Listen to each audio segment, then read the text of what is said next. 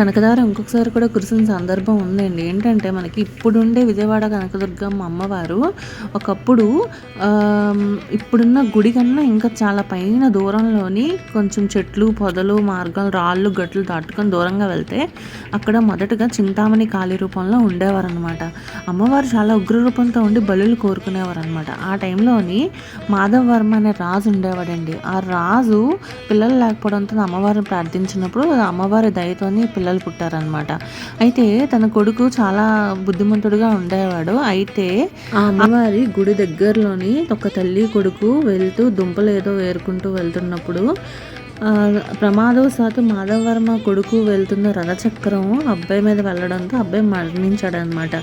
ఎక్కడైతే మరణించాడో ఆ విషయాన్ని తెలుసుకున్న మాధవవర్మ అక్కడికి వచ్చి న్యాయం ఎవరికైనా న్యాయం, ఈ పిల్లాడిని తెలియకుండా చంపినా తెలిసి చంపినా తప్పే కాబట్టి తన పర అనే సంబంధం లేకుండా వాళ్ళ కొడుకుని కూడా చంపడం జరిగింది.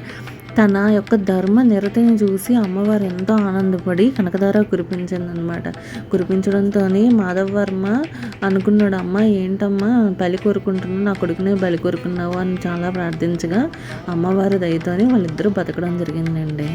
ఇదేనండి రెండోసారి కనకధార కురిసిన సంగతి.